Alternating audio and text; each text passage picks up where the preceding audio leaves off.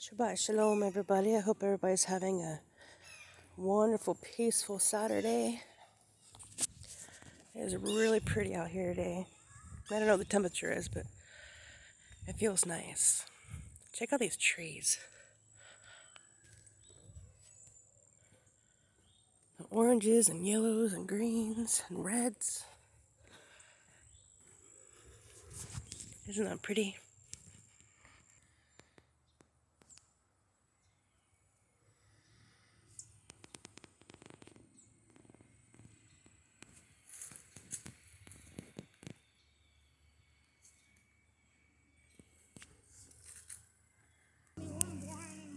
One hour.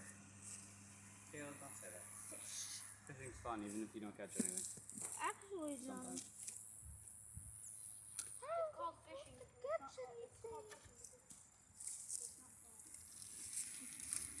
Yeah. Catch anything. It's not You know, that is the smartest. I don't know if you can see it. That part of the mountain sticking out right there. That's kind of neat. I like that. I might just sit up there. That's pretty cool. Walk on the side of the road. Looking at the mountains. Maybe I'll sit there. That's a cool spot.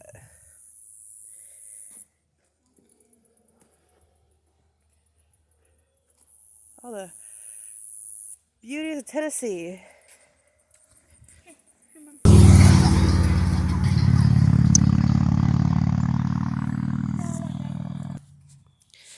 All right. So no more of the start and stop of the video. Anyhow, so I hope everybody's having a wonderful day today.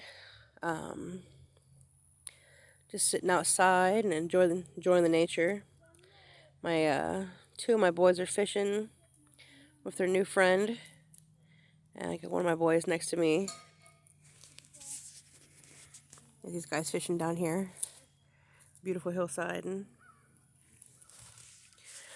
But anyhow, I wanted to share with you guys. It's a little weird because usually if I do a video, I'm usually videoing someone else, or I'm reading a book. I'm not very good with videos with unscripted things. I always feel really silly and weird. Phew, man, this cold air has got my skin dry. Listen, you can hear it. Oh man. Anyhow, so I guess I don't know. I want to tell you guys about my journey. I guess I'll start from the beginning. I guess before we left. I kind of feel weird staring like right at this little dot right here talking, and it would make it feel like I'm talking to you and you and you and you. But I feel weird talking to a phone. Anyhow,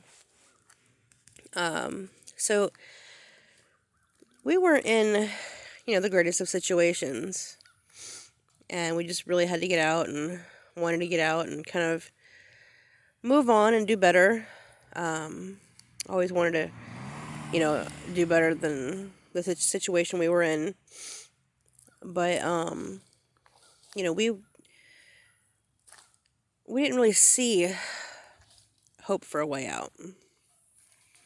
And, I always put my trust in God, and I always, trust that He's going to come through, and He's always there. He's always there with us. But sometimes, not knowing His plans or, whatever, and the next steps that we're supposed to take, sometimes it's kind of hard.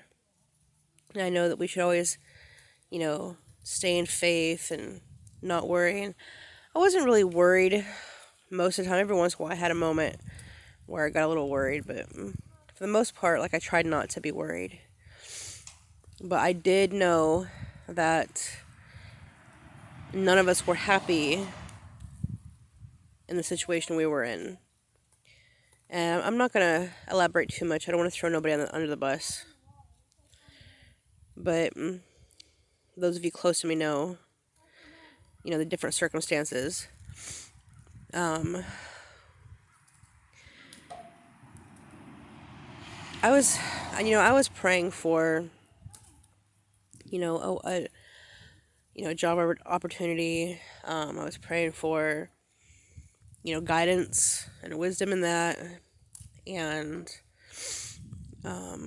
my husband, he was praying for work. He was praying for, a really good job, something better than what he's doing.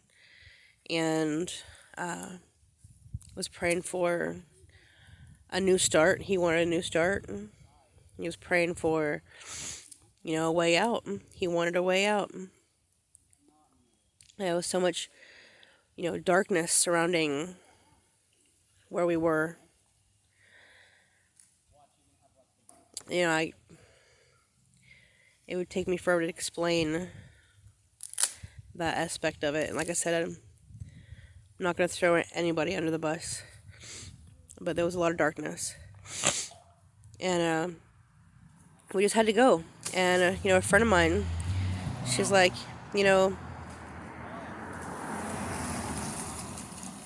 what? All right, be careful. A friend of mine was saying, she said, God wouldn't bless Abraham until he left, his family, until he left his toxic situation. Hold on just a moment. Sorry, my boys were calling me. Um, hold on. What? Sorry about that. They're, across the street over here fishing, and they're hollering at me.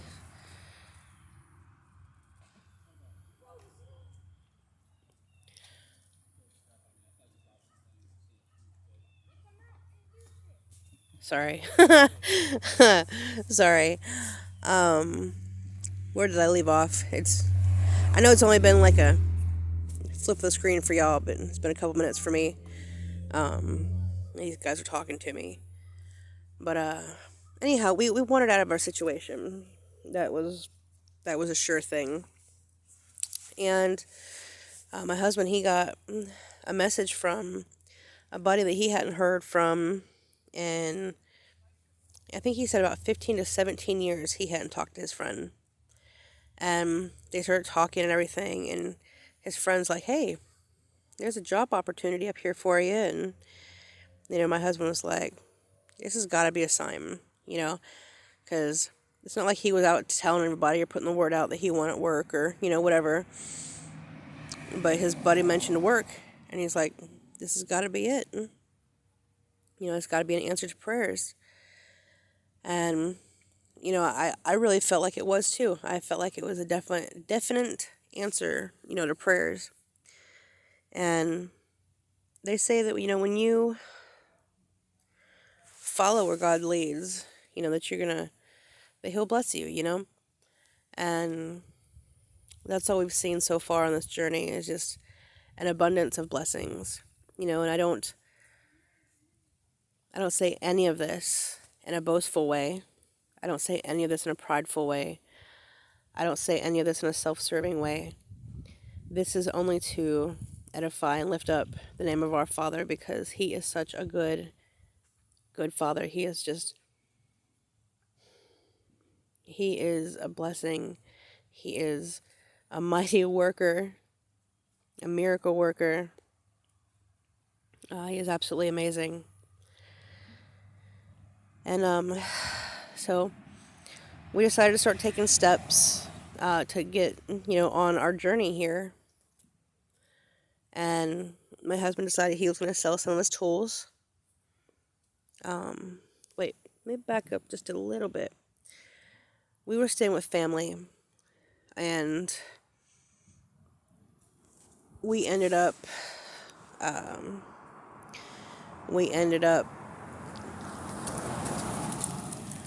going to stay with a friend. We were in an RV, and we went to go, stay with a friend on her property. And that gave my husband, like, just enough time to just go, just take a deep breath, to clear his mind, to step back a little bit and de-stress and not feel devalued or, you know, he just, like I said, I don't want to speak too much on that because I'm not trying to throw nobody under the bus. But it gave my husband a moment to take a deep breath and recollect himself and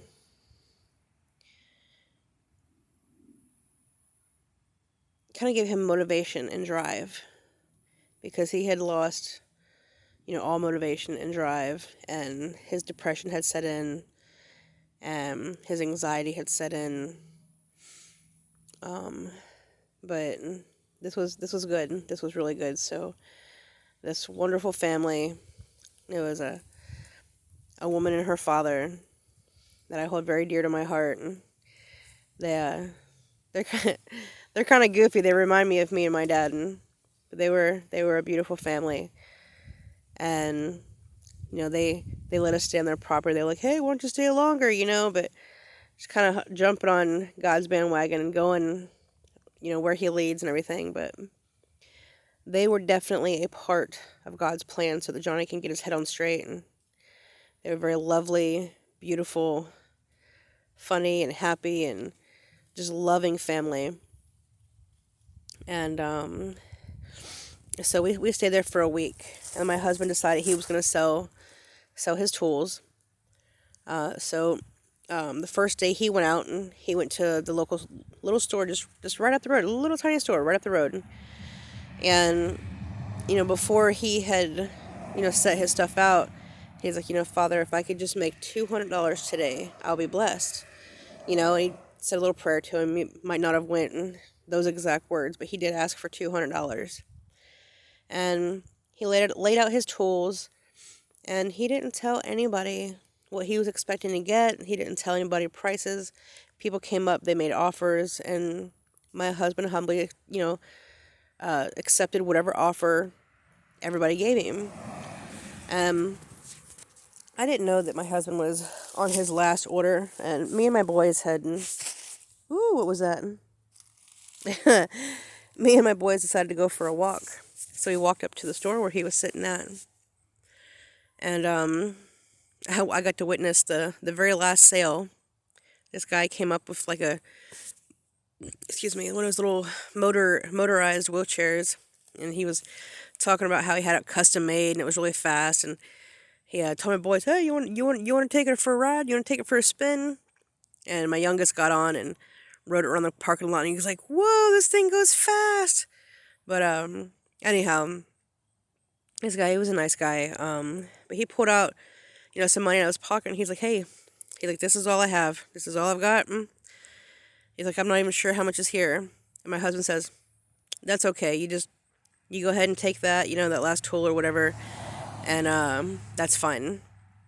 And so he took the money from the guy, and after he had left, my husband counted the money, and it was exactly what he had asked God. It was exactly $200.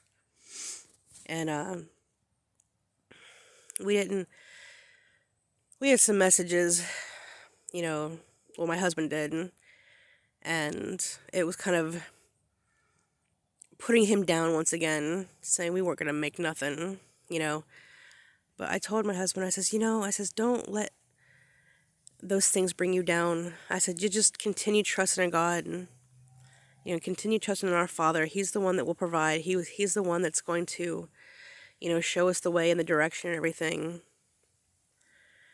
And I said, don't let it bring you down. So the very next day, he actually had less tools the next day than he did the first day, which weren't even that much in value. And my husband said, Father, if I could just make $250 today, So he asked him if he could just make $250 the next day. And he gathered the rest of the tools that he had to sell. And like I said, it wasn't as much as it was the day before. And they weren't quite as much in value. And he allowed people to just make their own choices in what they were going to pay. Whatever offer that they offered my husband, he took. He's like, okay. He just was trusting. And at the end of the day, after his last sale, um, he counted the money, and there was 250, exactly what he had asked, you know, before he even went out there. He didn't tell nobody, he didn't make prices, he just accepted what was offered, and our Heavenly Father provided once again.